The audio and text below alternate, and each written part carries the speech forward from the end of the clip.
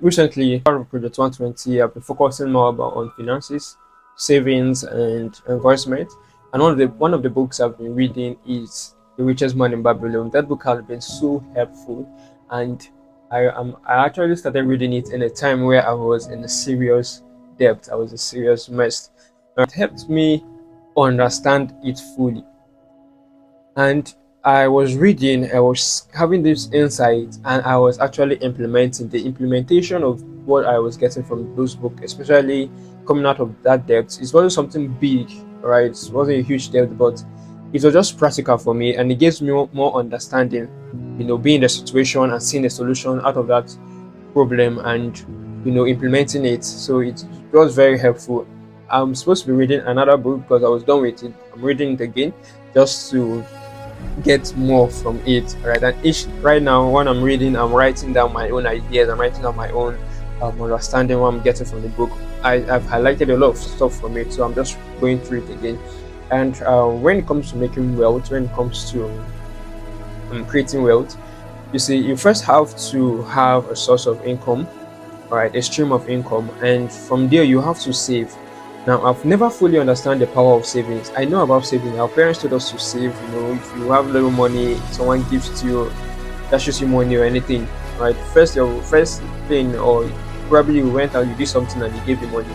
The first thing my dad will always tell us is to save. Now, we never understand what that meant, because it's my money, so I'll do whatever I want to do with it, right? Why won't I not enjoy? Now, I think I grew up with that mindset, right? And I've once I have money, I'm spending it. I'm using it to do something I think is important, or something I think that is necessary, my necessities. And this book just made me understand that even though some things are necessary, right, you have to cut your necessities, right? Ensure that you are not just funding your desires, right? There's a level to the things you need to do. And the first rule, all right, the first rule is that you have to pay yourself first. Pay yourself first. I'm earning salary, I'm making money, and I'm still going to pay myself. I'm working for a company, they're paying me, and I still have to pay myself first.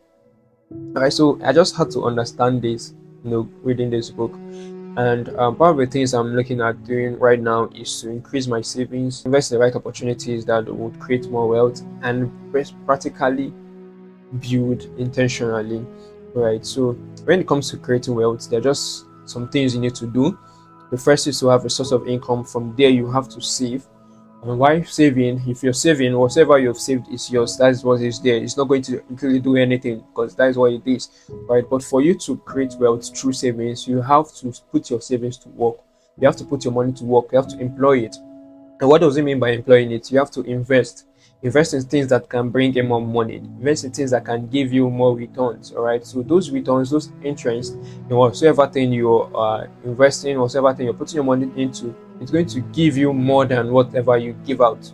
All right. So assuming you're investing $1,000, and then your return of investment is like $100 or $150 from the $1,000 you invested. Now, the $1,000 is yours, right? Now, the $150 too is now something that has added to what you kept. Now, for you to actually create more wealth, for you to become more wealthy, you have to still invest the $150, put it to work.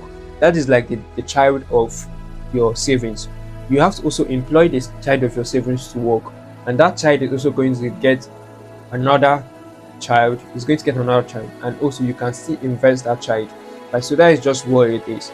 So you have to create assets, you have to get assets. And one of the crucial things I also learned doing all of this savings and investment is that you have to secure your capital.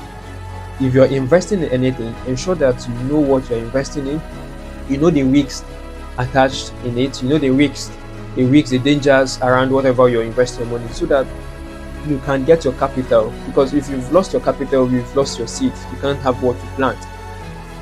All right. So ensure that whatever you're doing, you are taking counsel, you are taking advice from people who already know what they are doing. All right. So you don't just go and take advice from someone who don't have the result of whatever you're doing. All right. So seek counsel, invest rightly, invest your money, continue saving, and first you have to save. You have to protect your savings, invest, protect your capital, gets assets, gets more assets.